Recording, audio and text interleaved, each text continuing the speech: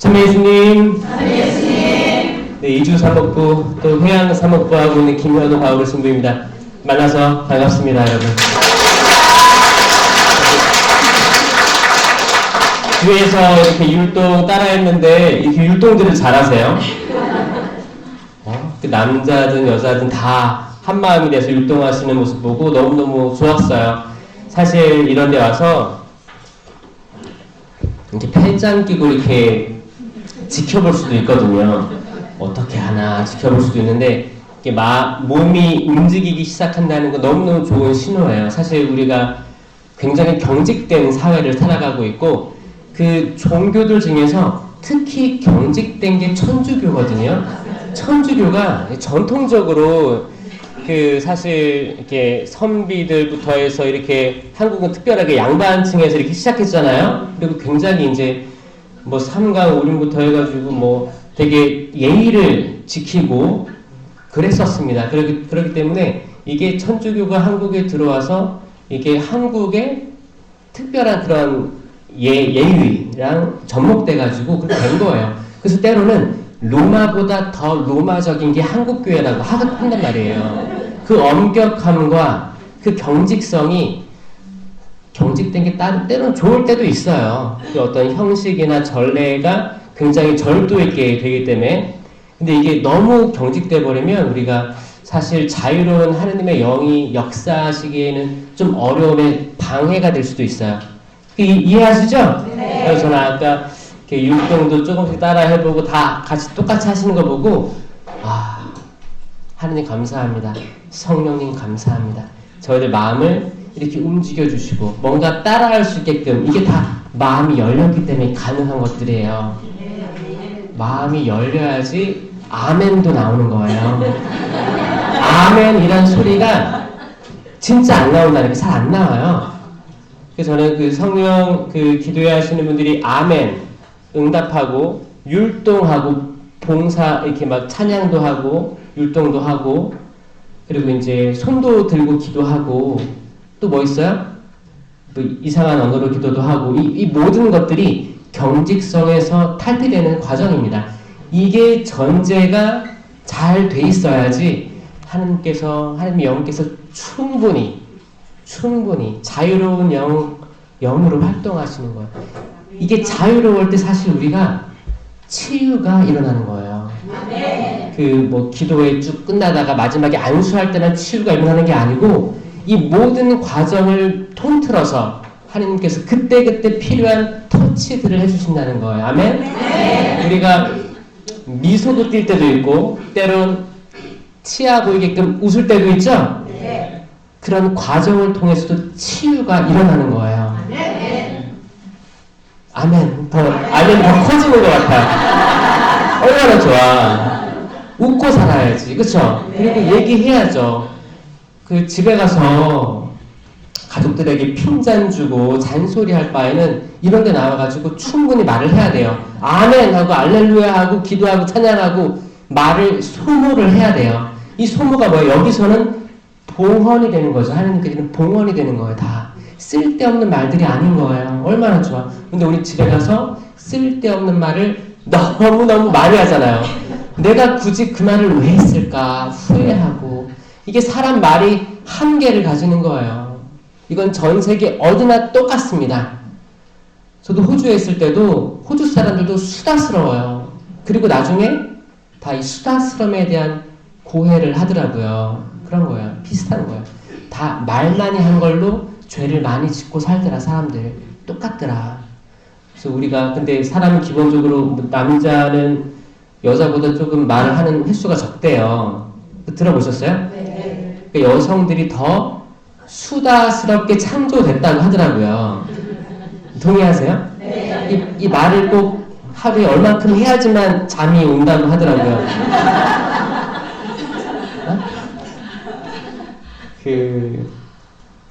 이제 말을 많이 못하다 보면 드라마 틀어놓고 하루 종일 있는 거지.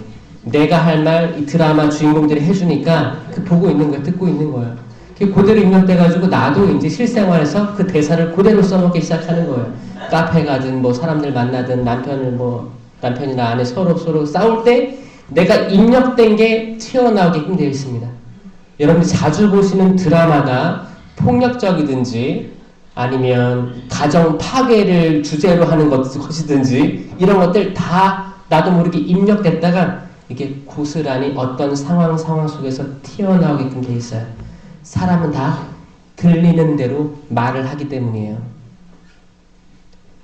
그 애기들이 언어 배울 때 어떻게 해요? 일단 내가 들리는 게 익숙한 게 있으면 이걸 뱉잖아요. 이게 엄마 아빠가 되는 거고 처음에는 엄마 해봐 엄마 엄마를 맨날 해보라고 하니까 엄마 하게 되는 거잖아요. 들리는 걸 말하게 되는 거예요. 영어를 배울 때도 저도 영어를 못하고 갔어요. 호주에. 근데 거기서 해야 되잖아요. 결국에는 집에서 공부하는 게 안 되더라고요. 집에서 공부가 외웠잖아요. 이 외운 게 안 나와요. 결국 많은 모임들에 나가가지고 기도 모임 나가고 공부 모임 스터디 카페 가가지고 대화를 하면서 내가 들었잖아요. 그럼 이걸 내가 기억하고 있는 거예요. 이게 나중에 나오더라고요. 아, 사람 많이 만나야 언어가 느는구나를 알았어요. 이 말은 뭐예요? 이상한 언어도 우리끼리 많이 만나야 그 단어들이 늘어나요. 어휘력이 늘어나요. 많이 들어야 돼요. 아시죠? 네. 사람 죽이는 말만 많이 듣지 마시고 사람 살리는 말, 살아있는 생명력의 말씀들을 계속 들으시면 그게 여러분들한테 지혜의 말씀문사가 나오는 거고 지식의 말씀문사가 나오는 거 아니겠습니까? 네. 우리 기도로 오늘 대림식이니까 저는 주제를 임마누엘 정했어요. 임마누엘 하느님께서 오시는데 우리는 어떤 마음가짐을 가져야 되는지에 대해서 얘기를 할 테니 여러분도 마음의 준비를 하시면서 저를 위해 같이 기도해 주시면 감사하겠습니다. 성부와 성자와 성령의 이름으로 아멘. 주님 감사합니다. 저희 모든 정신과 모든 마음 저희들 가슴 깊은 곳에서부터 솟아오르는 그 사랑으로 당신을 찬미합니다. 찬양합니다. 감사드립니다. 이 자리 함께 해주심에 감사드리고 또 내 옆자리에 많은 형제 자매들을 모아주심에 감사드립니다. 오직 당신께 영광 올려드립니다. 저희 인간은 너무나도 부족합니다. 이제 조금 당신을 알았다고 생각하는 그 순간에 수십 수백의 마귀들이 저희를 바벨탑 꼭대기로 데리고 올라갑니다. 저희가 겸손을 이제 체험을 하게 되면 수천의 사탄들이 저희를 바벨탑 꼭대기로 올라가서 교만을 선사해 줍니다. 이 어려움에 살아가고 있습니다. 당신을 끊임없이 알고 쇄신하지 않는다면 저희 마음을 송두리째 찢어 회개하지 않는다면 매일매일의 삶이 쇄신되지 아니하면 우리는 얼마나 그 어려움에 노출되어 있는가 이거를 잘 알고 있기 때문에 저희 당신을 사랑합니다.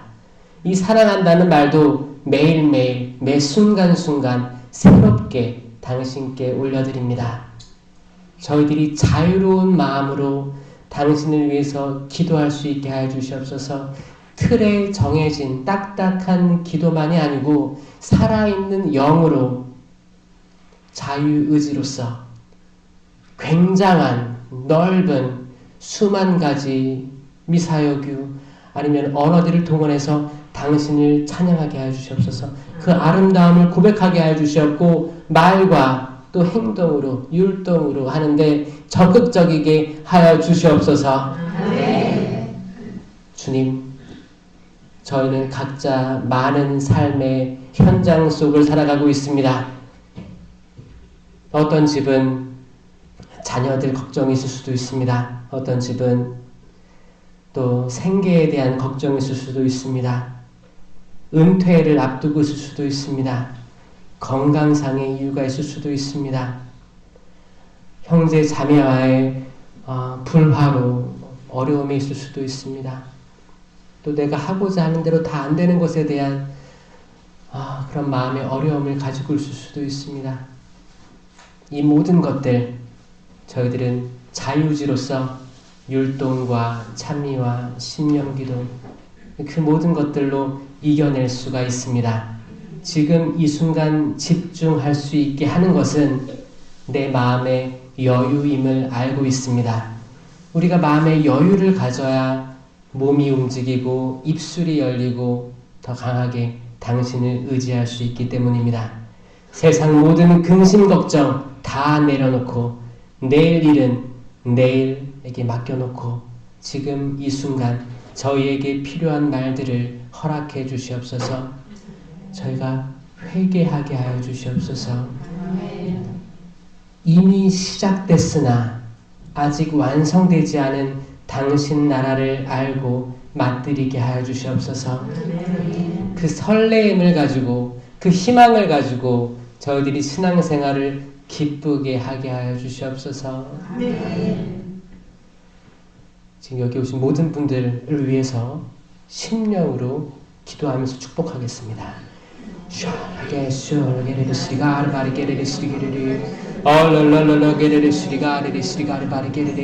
사랑이 많으신 주님, 성령님, 주님 이 자리 축복하여 주시옵소서.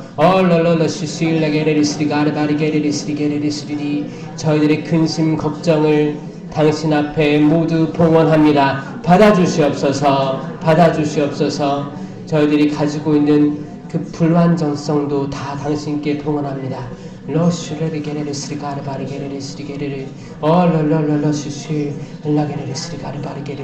저희들 안에 있는 불목이나 불협화음이 있다면 이것도 당신께 모두 봉헌합니다. 축복하여 주시옵고 저희 잘되게 하여 주시옵소서. 당신 이름 안에서 잘되게 하여 주시옵소서.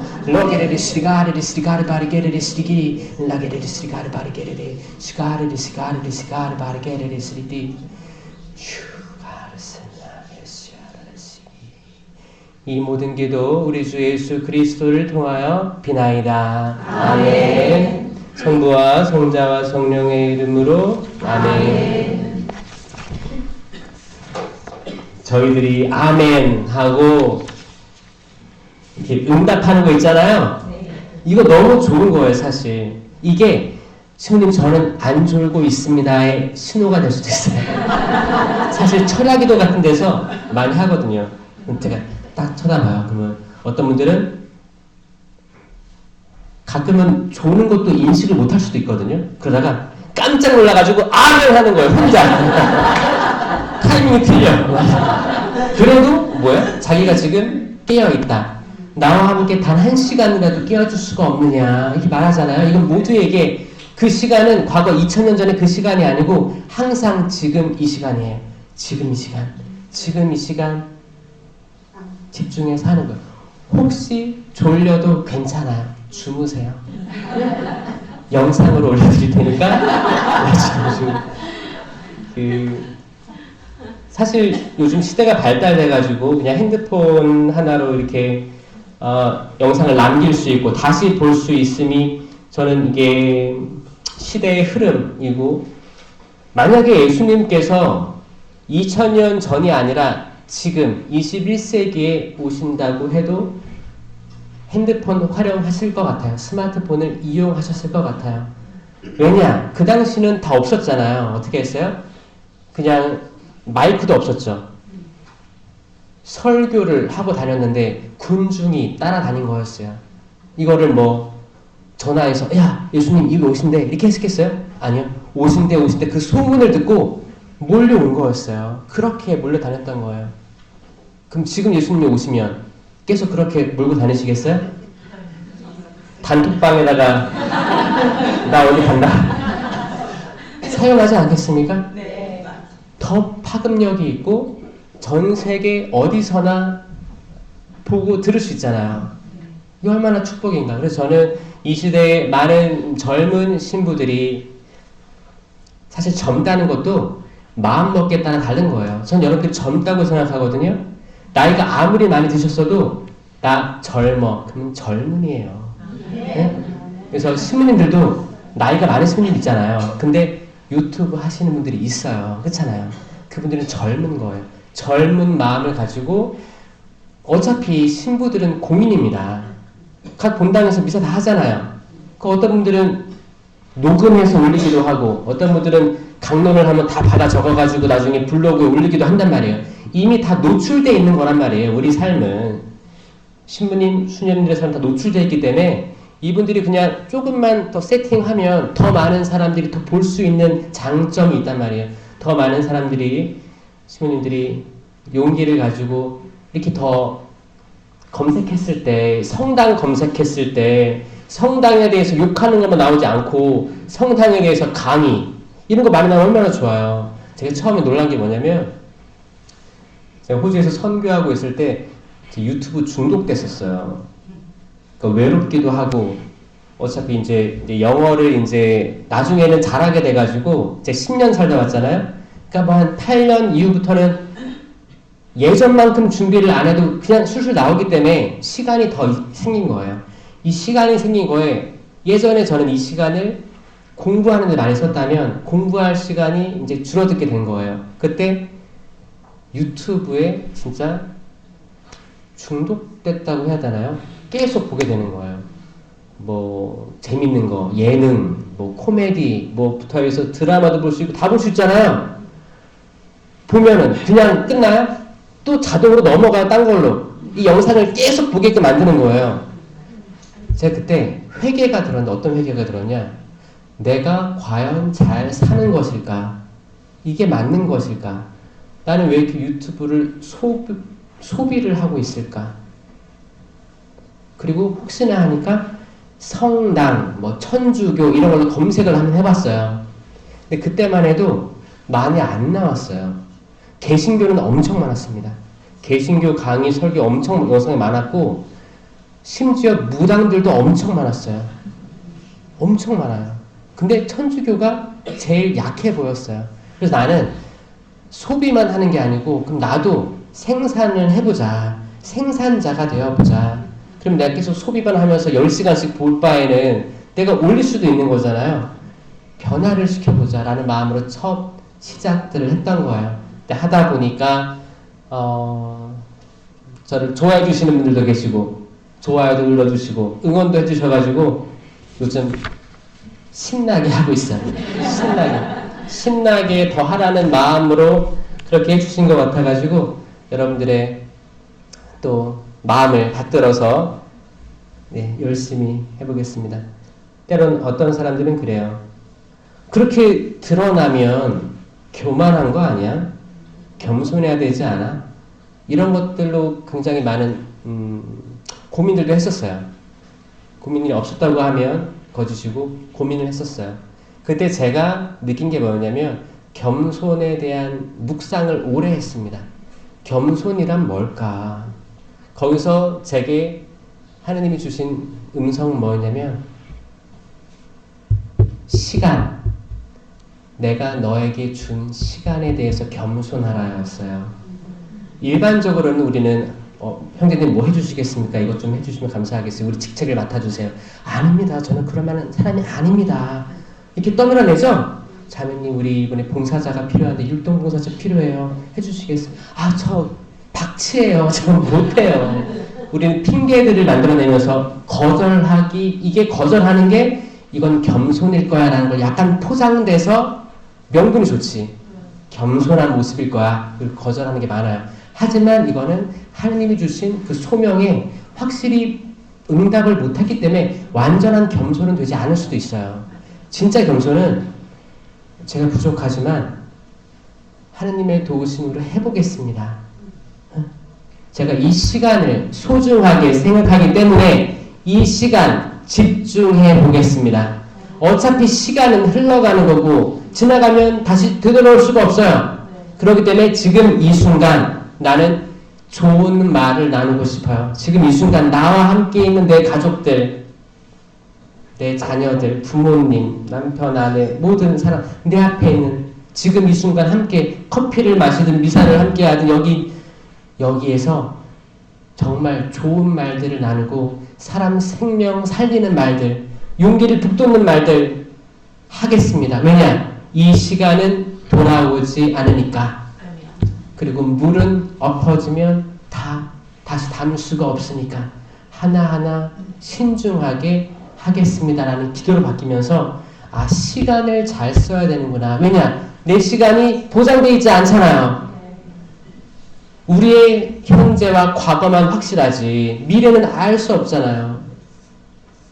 제가 안산에 강의하러 갔는데 거기 음악 봉사자 하시는 형제님이 계신데 그분이 이제 봉사 찬양 하시다가 이제 갑자기 왼팔이 저리면서 느낌이 이상했더래요. 근데 숨이 안 쉬어지는 거야. 쓰러졌어. 근데 기도회였으니까 이제 교리실로 가서 이제 부르고 이렇게 했나 봐요. 그러면서 아, 오늘도 갈 수 있었구나라는 고백을 하더라고요, 그분이. 그러니까 사람의 미래는 정말 보장할 수 없어요. 보장할 수 없어요. 이걸 받아들이는 게 겸손의 시작이에요. 내가 내일을 모르니까 나는 오늘 수락할 수 있는 거예요. 내가 내일을 모르니까 오늘 용서할 수 있어요. 지긋지긋한 어떤 사람을 내가 용서하고 받아들일 수 있어요. 나랑 절대 맞지 않을 것 같은 그 사람을 아, 그래도 미운 사람 떡 하나 더 준다는데 떡이나 먹어라. 아니, 떡을 주겠죠, 이렇게. 뭐든 긍정적으로 할 수도 있을 거예요. 차라리 떡도 안 주기보다는 떡 주는 게 나을 수도 있는 거예요. 나랑 안 맞더라고 해도 뭔가 계속 끊임없이 해야죠. 우리 모든 사람들 다 하나님의 창조물이잖아요. 창조물이고 너무너무 훌륭합니다. 여러분들이 각자 가지고 있는 탤런트들 어마어마해요. 그 잠재력들, 앞으로 어떤 사람이 될 건가, 어떤 사람이 돼서 하느님을 찬미할 건가, 내가 가지고 있는 육신, 영혼, 이거를 가지고 어떻게 영향력이 있는 사람으로 돼서 하느님께서 나중에 내가 이 작은 일에도 충실했으니 앞으로 5고를 다스려라. 얼마나 멋져요. 그런 말씀 듣고 싶지 않아요? 듣고 싶어요. 그 비유에서, 아멘. 비유에서 말한 이 작은 일은 뭐예요? 이 현세의 짧은 삶이에요. 60, 70, 80, 90년, 100년 이 한 생애를 살고 떠난단 말이에요. 이게 작은 일이에요. 이 작은 일에서 충실해야 돼요. 성실해야 돼요. 그래야 그 이후에 영원한 삶 속에서 고울들을 다스릴 수 있는 특권이 생긴다는 거예요. 얼마나 멋있는 말입니까? 그래서 대림 시기는 기다림의 시기라고 알고 있지만 이걸 잘 풀어서 얘기하면 이미 시작된 거예요. 이미 하지만 아직이란 뜻이 대림에 들어가 있습니다. 이미 시작된 게 뭐예요? 하느님 나라가 이미 시작된 거예요. 우리가 장차 세상을 떠난 다음에 장차 궁극적으로 가야 될 곳이 하느님 나라죠? 네. 천국, 에덴 동산 다 같은 말입니다. 네. 같은 말이에요. 우린 가야 돼. 그런데 이 세상을 살면서 우린 맛볼 수 있다는 거예요. 잠깐 맛볼 수 있어요. 맛을 보는 거예요.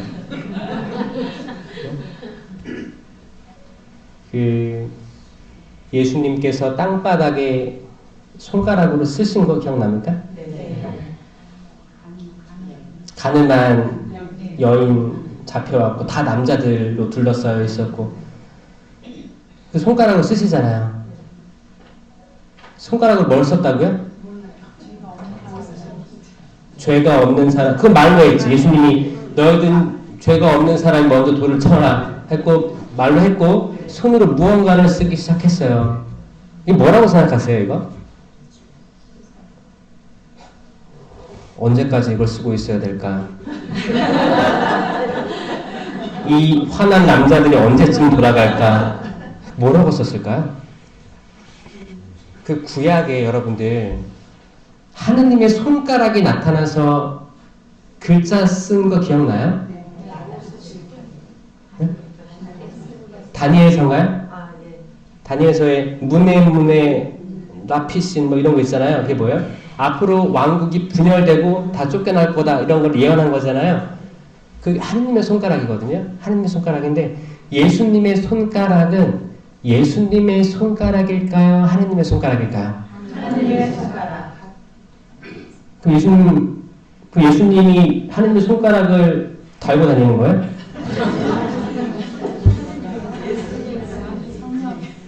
성령의 손가락? 자, 여기에 삼위일체 교리가 들어가는 거예요.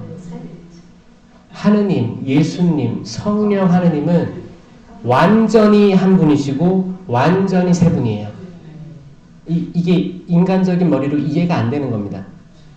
완전히 세 개, 완전히 하나. 하느님이면서 예수님은 하느님이시면서 예수님인 거예요. 저는 그 장면이 관상을 했었거든요. 제가 거기 대품피정이라고 서품 받기 전에 계속 묵상을 되뇌이면서 그 관상이 들어가요. 어떤 말씀이라든지 생각, 기도가 반복되는 걸 하면 무의식으로 내려갑니다. 무의식으로 내려가면서 관상이 돼요. 사실 십년기도도 관상의 경지예요. 십년기도도 반복되는 그런 십년기도를 반복하면 처음에 그러잖아요. 알렐루야, 알렐 반복해, 랄랄라 반복해 하잖아요. 반복을 하면서 어떻게 해요? 내 의지가 떨어지는 거예요. 그러면은 내일에 대한 걱정, 어제 화났던 거 다 없어지는 거예요. 무의식으로 내려가는 거예요, 점점. 그때 우리는 많은 체험들을 하게 되는 거고, 그 중에 하나가 십년기도예요. 이 예수님의 손가락이 전 하느님의 손가락으로 보였어요. 삼위일체 하느님의 손가락이죠. 그게 뭐였냐? 천지창조가 보였습니다. 하느님이 빛이 있어라. 하늘과 바다가 나타나라. 땅이 나타나라. 이게 다 손가락이 왔다 갔다 하면서 만들어진 걸 보였습니다. 그때 예수님이 땅에다 쓰신 거는 거기 있는 사람들 마음에 새로운 창조를 만들어주시는 거예요.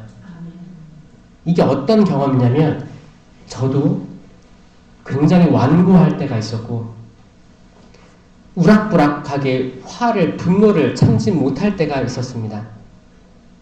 굉장히 폭력적일 때도 있었고 학창시절 때 부모님을 굉장히 등 돌려가지고 부모님에 대한 존경심이 없고 계속 부모님 말하는 거에 반대적으로 하려고 했던 그럴 때가 있었어요. 그럴 때가 있었는데 어떤 점이 있었냐면 하느님이 뭐 쓰시는 것 같은 거야. 내 마음에. 제가 그게 내 마음에 새로운 창조가 일어나는구나를 느꼈었어요. 새 사람이 됐어요. 이게 평상시에 뭐 영성체하고 이걸 해서 된 게 아니고 그런 응답과 기도 속에서 있었던 거예요. 새로 태어난다. 빛이 있어라라고 하잖아요. 쫙 빛이 있는 거잖아요.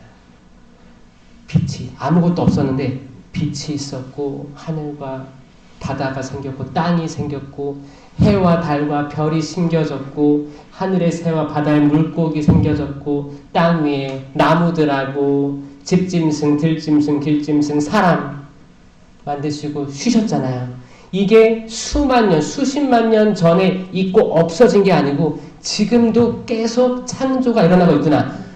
하느님의 손가락이 여러분 가슴이라는 칠판에다가 뭐를 쓰시면 마리아야, 엘리사벳아, 베드로야, 바오로야, 스테파노야 바뀌어라. 내가 너를 사랑한다.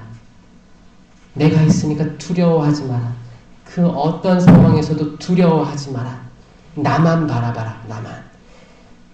태풍이 몰아치고 파도가 넘실거리는 그 바다에서 예수님은 주무시고 계셨어요. 나만 봐. 나만 봐. 그때도 계속 창조가 일어났던 거예요. 창조. 근데 이 창조를 생각할 마음의 여유는 없었어요. 그때 파도와 싸우고 있었어요. 제자들이. 주님, 저희 죽게 생겼습니다. 살려주십시오. 왜 믿음이 없느냐. 그거예요. 그러니까 믿음이 있는 분들은 이 창조를 이해하게 될 거예요. 이게 창조가 보이는 이런 세상 창조가 아니고 내 마음이 새로 태어나는구나. 이 창조가 필요한 분들이 여러분 남편, 아내, 자녀들, 부모님이에요. 이 얘기를 못 듣는 사람들, 이해가 안 되는 차원의, 이거는 우리는 영적인 차원을 얘기하고 있잖아요. 그렇죠?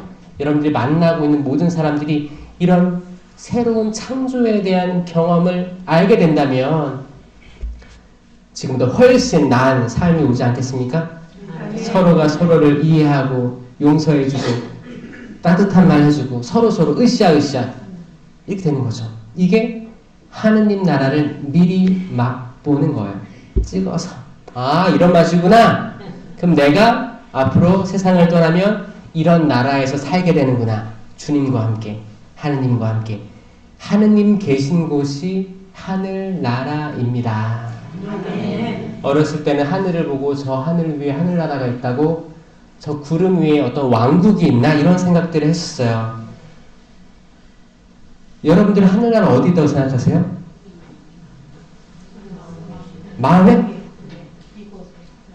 여기 이곳에? 그러면 하늘 위에는 없어요? 그럼 예수님 승천은 하늘 올라가셨잖아요. 그 하늘은 어디예요? 우리 마음으로 가신 거예요? 아니, 계신 곳이 없어요. 구름? 성층권? 그 일론 머스크가 뭐 싸울렸잖아요. 이런 거 미사일 같은 거 하늘로 쭉 올라가면 뭐가 나와요? 계속 올라가면 우주잖아요. 우주. 그럼 하나님은, 예수님은 우주까지 승천했을까요?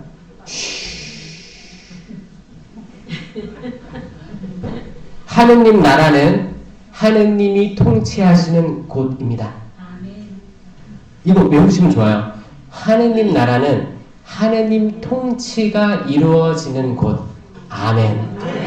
지금 여기에 하느님이 통치하시면 여기가 하늘나라입니다. 아멘. 내가 혼자 길을 갈 때나 운전할 때 하느님이 나를 통치하시면 내가 하느님 생각밖에 없어. 너무 기뻐.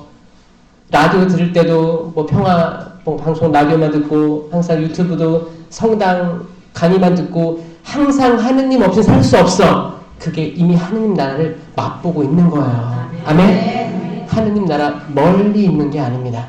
멀리 있는 게 아니에요. 비행기 타고 올라가 봐요. 구름 위에 또 구름밖에 없어요. 계속 구름이에요. 그래도 우주 나오는 거예요. 이거는 물리적으로 이해했을 때 개신교 신자들이 마리아의 승천에 대해서 계속 딴지를 거는 게, 저희는 영적인 이야기를 하고 있는데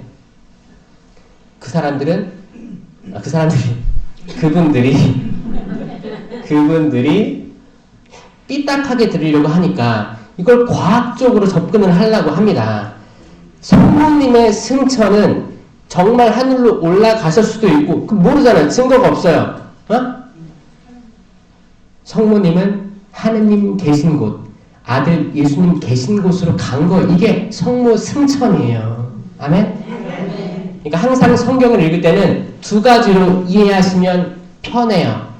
첫 번째는 이 현상 그대로를 이해를 하는 거고, 두 번째는 상징을 바라보는 겁니다.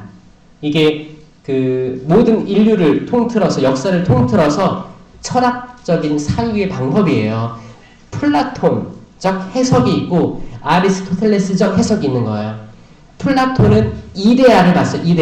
이데아는 내가 지금 여기 마이크가 있잖아요. 이 마이크를 만들고 싶으면 이건 진짜가 아니야. 그렇지만 내 머릿속에 있는 마이크라는 뚜렷한 상이 있다는 거예요. 이게 진짜다라고 믿었던 게 플라톤이었고, 아리스토텔레스는 그거 상관없고 내 눈앞에 있어야 진짜다. 보고 만들 수 있어야 된다. 이거 결국에 이 두 가지 사유가 지금까지 중세, 고대, 중세, 근대까지 오게 된 거예요. 결국 이 흐름입니다. 이 흐름. 성경도 이렇게 이해하시면 편해요. 만약에 5,000명을 먹이신 기적을 봤다. 성경 읽었어요? 이걸 있는 그대로 믿는 게 어디 쪽이에요? 만약에 성경을 읽었어. 근데 말이 안 돼. 기적 같아. 이거를 그대로 받아들일 수도 있고, 아니면 상상력으로 받아들일 수도 있는 거예요. 예를 들어서 그런 거죠. 5,000명을 먹였대. 그러면 정말 예수님의 감사기도와 축복으로 정말 빵이 무한대로 불어나가지고 다 먹었다라고 믿을 수도 있는 거죠. 그쵸? 아니면 거기에 왔던 모든 사람들이 각자 도시락 주머니가 있었는데 꼬마 아이가 이걸 내놓으니까 다 덩달아 다 내놔가지고 이게 그러니까 예수님의 기적은 아니고 사람들의 나눔이다 이렇게 했던 사람도 있었어요. 그 뭐예요? 묵상이 풍성해지긴 하지만 위험한 건 예수님의 기적은 없어진 거예요. 우리는 항상 예수님을 인간으로만 바라보면 안 되는 거예요. 항상 하느님, 신성과 인성이 같이 계신 분, 같이 계신 거거든요. 이 분을 마리아가 잉태했잖아요. 이 말은 뭐냐? 마리아는 하느님을 잉태한 겁니다. 그냥 인간 아기 예수가 아니고 삼위일체잖아요. 은총이 가득한 마리아여 기뻐하여라. 은총이 가득하다는 말은 뭐예요? 성령이 가득하다는 뜻이에요. 여기 은총이 가득하신 분들 있어요? 있어요? 은총이 가득하신 분들 다 가득해 보이는데? 여러분 은총 가득합니다. 기뻐하세요. 주님께서 여러분과 함께 계십니다. 이게 임마누엘이에요. 그럼 여러분들은 이제 잉태하게 될 거예요. 제가 잉태하게 될 거예요. 이 말도 두 가지로 해석하시면 되죠. 진짜 내가 아이를 잉태할 수도 있고 아니면 예수 그리스도를 열매로 맺을 수도 있다는 거예요. 그게 뭐예요? 우리 모두는 성모님이 될 수 있다. 돼야만 한다. 은총이 가득한 여인과 젊은이들이 돼야 된다. 아멘. 은총이 가득한 거. 여러분들 마리아는 천사의 말을 단번에 받지 않았어요. 저 처녀인데 어떻게 그런 일이 이 말 했단 말이에요? 근데 궁금한 게 하나 있어요. 엘리사벳하고 즈카리아 얘기 아세요? 네. 즈카리아도 그랬어요. 다 늙었는데 비슷하게 마리아와 즈카리아는 비슷하게 의구점을 제시했어요. 어떻게 이게 가능하겠습니까? 라고 했어요. 그런데 즈카리아는 벙어리가 됐어요. 벌 받았어요. 난 천사 가브리엘인데 내가 이렇게 나왔으니 이제 너는 벙어리가 될 것이다. 근데 마리아는 혼내지 않았어요. 그거 궁금하지 않아요? 궁금하죠? 전 이게 너무 궁금해가지고 거기 이제 신학교 다닐 때 이거를 알려주는 사람이 없었어요. 아니 왜 차별하지? 가브리엘하고 거기 스카리아하고 엘리사벳도 성녀잖아요. 근데 거기는 왜 벌을 줬다가 벙어리가 된 걸 풀게 했을까? 세례자를 요한 낳은 다음에 왜 마리아도 똑같이 이게 어떻게 가능하겠습니까? 라고 반문했는데 거기에는 벌을 안 줬을까를 생각해 보니까 즈카리아와 엘리사벳은 나이가 많은 부부였는데 아이를 원했었어요. 평생을 아이를 위해서 기도했을 거예요.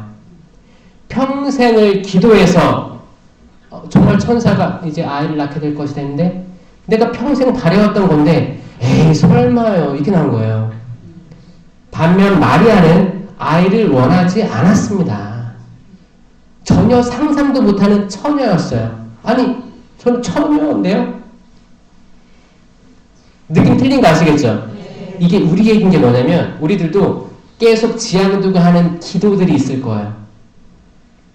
근데 이게 정말 예수님께서 천사가 어떤 꿈이나 어떤 현상이든 그래 들어줄게 라고 하면 내가 평생을 기도했었는데 들어준다고 하면 또 여기서 의심이 생기는 사람들이 있다는 거예요. 이게 대림시킬 때 묵상해야 될 것들이에요. 반면 내가 전혀 상상하지 못하는 길로 날 인도할 수도 있거든요.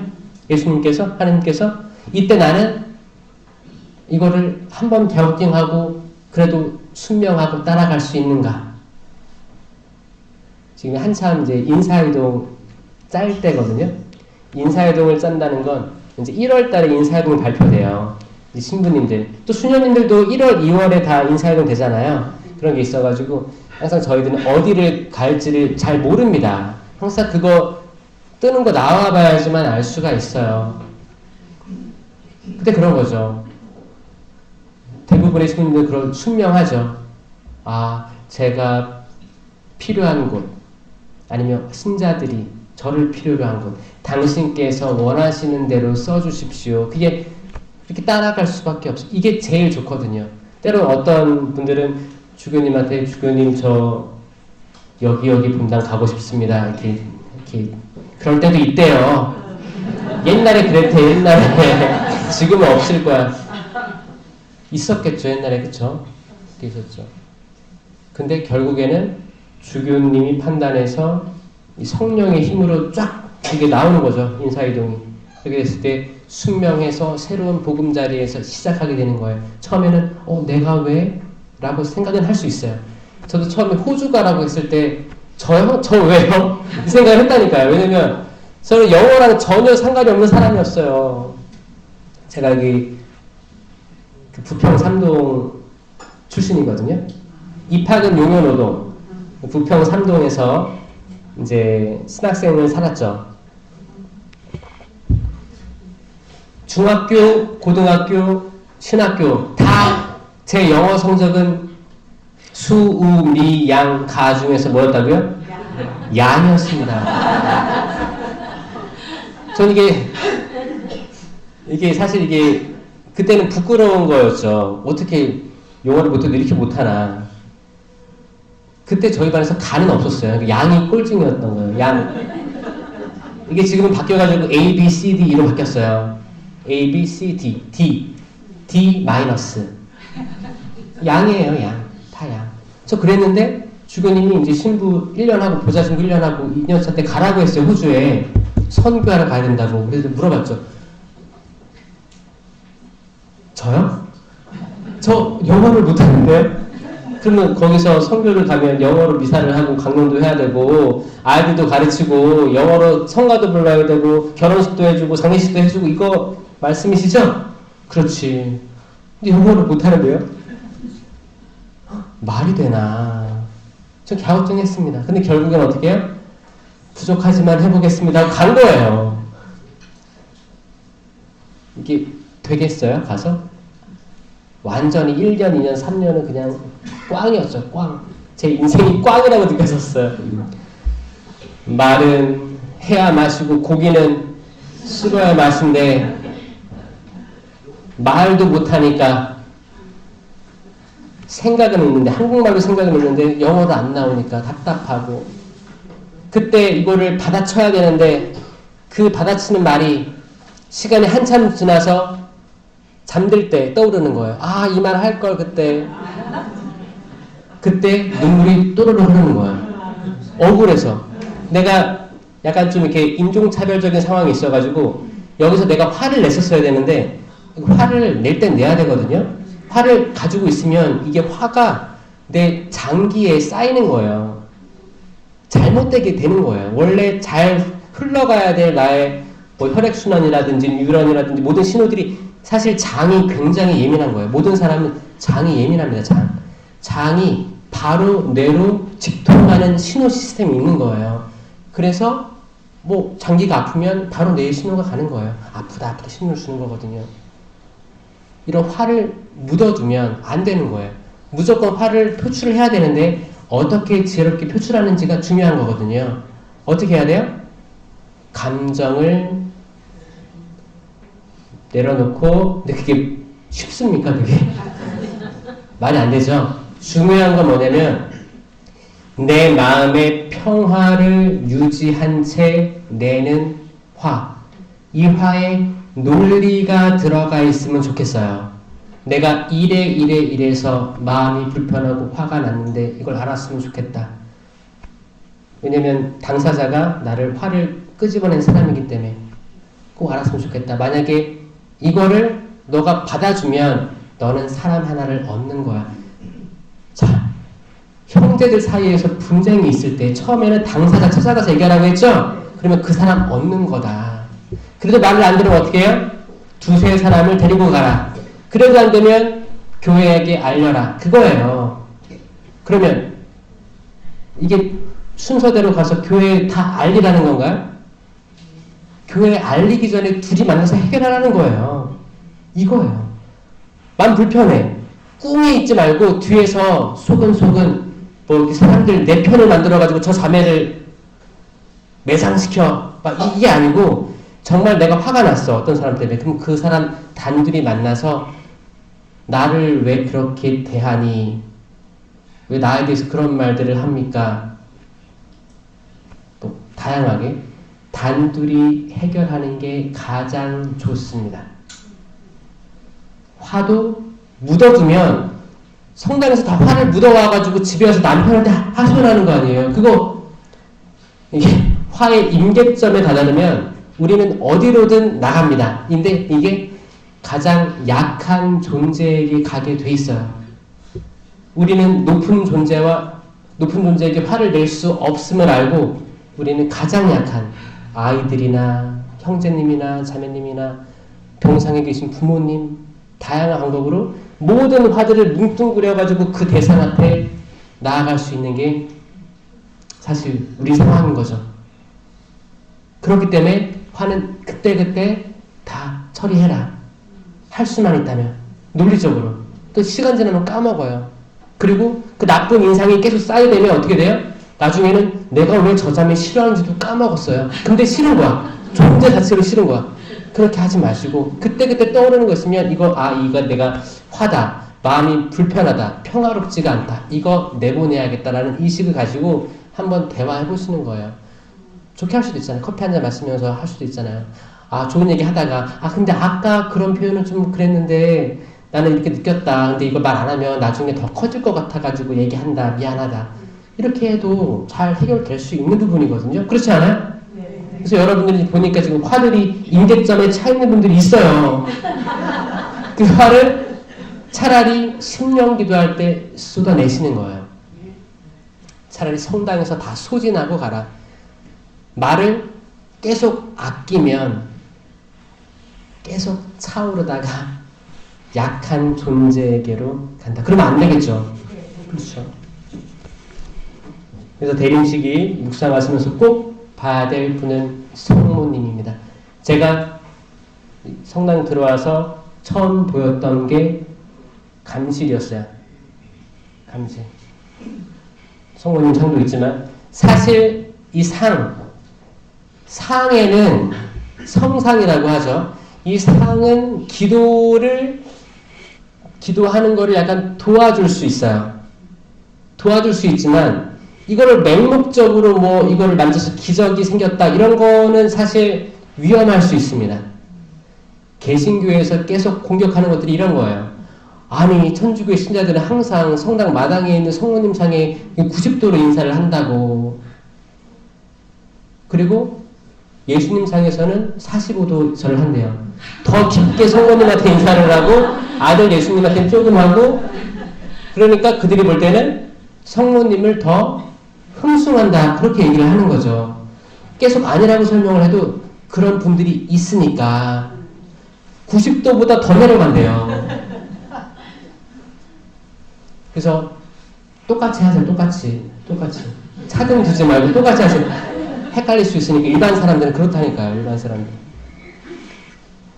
저는 성모님 상보다 이 감실이 지금 성당의 중심에 있잖아요. 제대.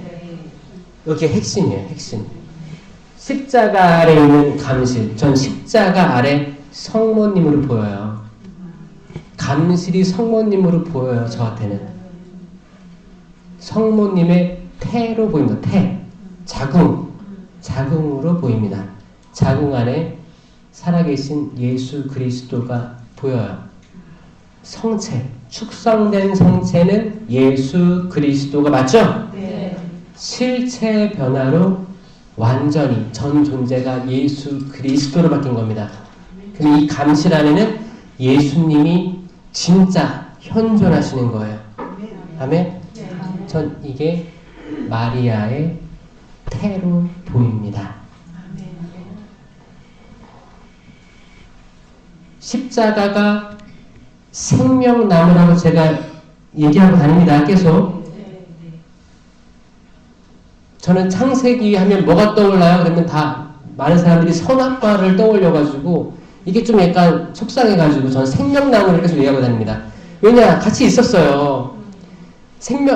에덴 동산 한가운데 둘 다 있었어요. 둘 다 있었고 더 많은 나무들도 많았지. 근데 그 안에 하느님께서 뭐라고 했어요? 여기 있는 모든 나무의 열매는 다 먹어도 좋다. 다만 선과 악을 알게 하는 나무는 쳐다보지도 먹지도 마라. 먹으면 너는 죽을 것이다. 그랬는데 이 말에는 생명나무 열매는 허락되었다가 빠져 있는 거죠. 감춰져 있는 진리입니다. 생명나무 열매는 이미 허락되었었어요. 그런데 허락되지 않은 선악과 나무 열매만 바라보고 있던 아담과 하와가 그려지는 거예요.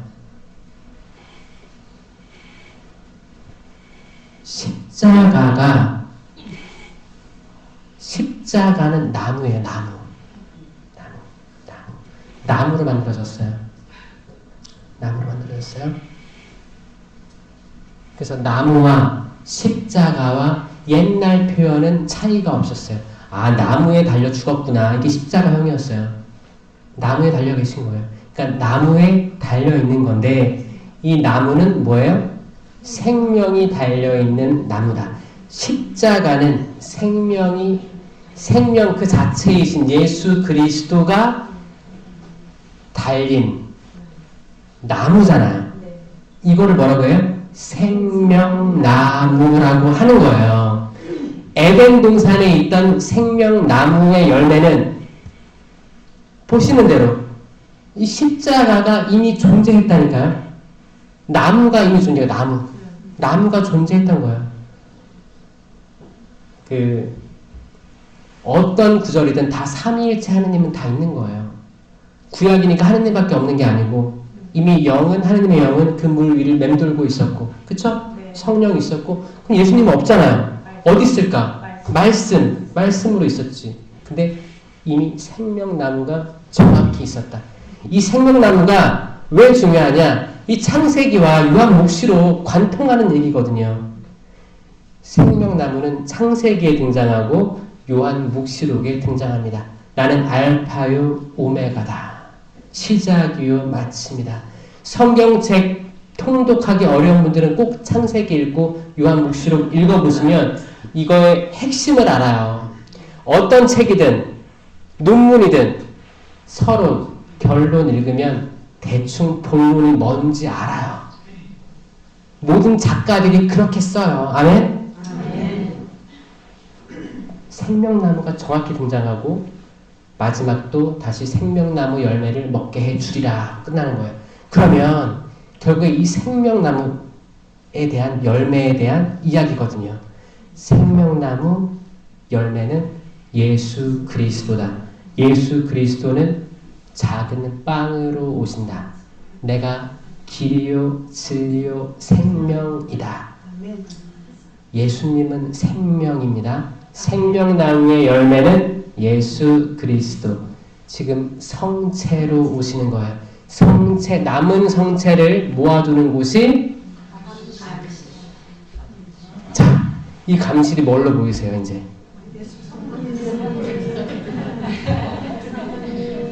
그러면 성당 들어와서 어디에 제일 먼저 인사해야 돼요? 네. 감실입니다. 감실의 생명 그 자체가 있기 때문에. 그래서 저는 항상 대림식이 되면 이 감실에 대해서 얘기를 많이 해요. 우리들이 꼭 고개를 조아리는 게 뭐 성상들이 많잖아요. 십자가상 다 하나씩 인사하기 십자처 다 할 거예요? 우리는 어쩔 때는 때론 성모님 아니면 예수님만 이렇게 인사를 할 때가 있잖아요. 정말 중요한 건 인사를 안 하고 그럴 때가 있다는 거예요. 감실, 살아계신 하느님의 아들 생명이 있는 그릇이에요. 그릇. 성모님은 그릇이라고도 표현합니다. 영어로 베슬이라고 해요. 베슬. 그러면 뭐야? 그릇, 배. 그래서 바다의 별, 성모님 하면 바다를 떠다니는 별 하나 있고 배 타고 있는 거예요. 성모님이 그 표징이에요. 예수님을 담을 그릇, 예수님을 담은 태, 다 성모님이에요. 가나의 혼인잔치에서 6개의 항아리가 있었고 6개는 불완전한 숫자예요. 7 채워야 되거든요. 그 7번째 돌 항아리가 성모님 그 자체였던 거예요. 거기서 첫 기적이 일어나는 거예요. 성모님 항상 그릇, 항아리 이런 걸로 등장합니다. 구약에서는 계약의 궤 있죠? 계약의 궤가 있었어요. 계약의 궤는 뭐예요? 거기도 상자예요. 상자 안에 십계판이 들어있고 아론의 쌍난 지팡이가 있었고 그리고 이제 케루빔, 세라핌이 날개로 이렇게 감싸는 형상이었다고 되어 있잖아요. 이거를 들고 모시고 다니면 모든 전쟁에서 이겼다고 했잖아요. 뭐 이렇게 싸움을 잘하는 것도 아니야. 근데 이것만 들고 다니면 하나님께서 어떻게든 상대방에게 전의를 상실할 만한 어떤 자연적인 현상으로 무릎 꿇게 하기도 하고 그 내부에서 혼란이 생겨가지고 다 뿔뿔이 터지기도 하고 그렇게 해서 이스라엘이 그 땅을 들어갔다는 거예요. 계약의 궤. 계약의 궤 안에 말씀이 있었습니다. 아멘. 그러면 계약의 궤도 저는 성모님으로 보여요. 성모님의 예표로 보입니다. 아멘. 아기 예수님하고 성모님은 뗄래야 뗄 수가 없어요. 성모님의 신심은 이거는 취사 선택이 아니고 무조건 따라가야 되는 거예요. 여기서의 시작은 성령 신심이에요. 이 모든 것들이 일깨워주기 때문에 성령 신심을 알게 되면 우리는 자연스럽게 은총이 가득한 분, 성령이 가득한 분은 마리아구나를 알게 돼요. 그럼 마리아처럼 우리도 성모님처럼 돼서 열매를 맺어야겠구나. 주님, 저는 당신의 종입니다. 지금 말씀하신 대로 제게 이루어지기를 바랍니다. 라고 기도할 줄 아는 분들이 성모님인 거거든요. 그럼 정말 잉태하게 되는 거예요. 육적인 잉태에 신경 쓰지 마시고 여러분들의 영적인 잉태가 더 중요한 거기 때문에 그렇게 되는 거예요. 아멘? 아멘. 여러분들의 대림 시기는 그렇게 만드는 거예요. 그렇게 만들 때 이게 쉽지가 않아요. 그렇게 만드는 모습 자체가 구유예요. 구유가 되는 거예요. 이 구유도 뭐예요? 그릇이잖아요. 그릇이에요. 나무로 된 그릇. 나무로 달려 돌아가실 분이 나무에 태어나셨어요. 그 나무에 계속 달려있는 열매예요. 열매. 거기에 항상 성모님이 계셨고 성모님 우리와 함께 계십니다. 성모님을 통해서 항상 기도를 하되 그 지향점은 항상 예수님이 돼야 돼요. 삼위일체이신 예수님. 때론 우리가 성모님 하다가 주객이 바뀐 분들이 있는데 이거를 탈피하려면 성령 쇄신이 맞습니다. 왜냐하면 성령 쇄신은 이건 삼위일체 하느님에 대한 신심이거든요.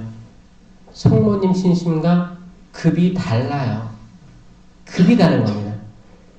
성령 쇄신 운동은 하느님 쇄신 운동이에요. 하느님, 예수님, 성령에 대한 삼위일체 교회 쇄신 운동입니다. 이걸 통해서 갈 때 그냥 날개로 성모님 신심 또 성체 신심 같이 가서 이렇게 쭉 가면 영신적으로 굉장히 도움이 될 거라고 생각합니다. 우리 모두 우리 마음을 낮추어서 작은 구유를 만듭시다. 아멘. 이런 휘황찬란한 데코레이션 같은 거 필요 없어요. 결국 그 구유는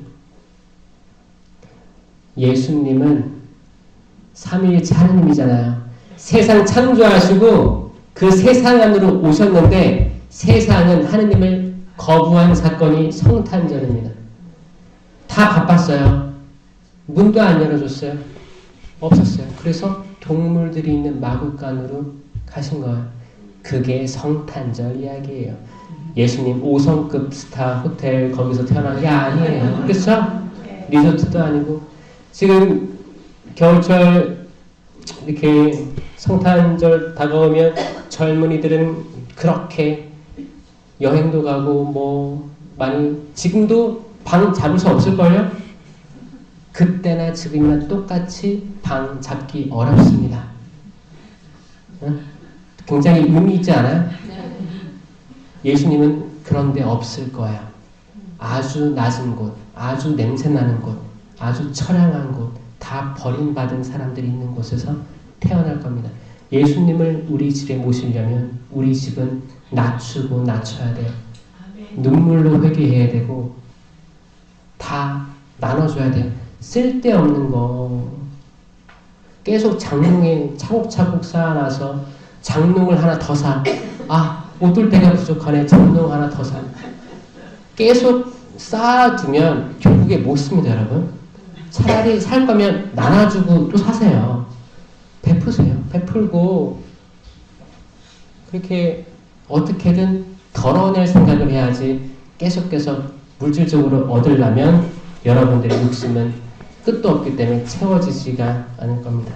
우리 마음 구유를 만들어서 그 차갑고 냄새나고 낮은 곳에 예수님 오게 해달라고 기도하시면서 우리들이 가지고 있는 모든 바램들도 내려놓을 수 있는 우리 상곡동 기도의 회원들이 되었으면 좋겠습니다. 네. 대인치기 잘 보내세요. 네. 영광이 성부와 성자와 성령께 성과 같이 이제와 항상 영원히 아멘. 성부와 성자와 성령의 이름으로 아멘. 감사합니다.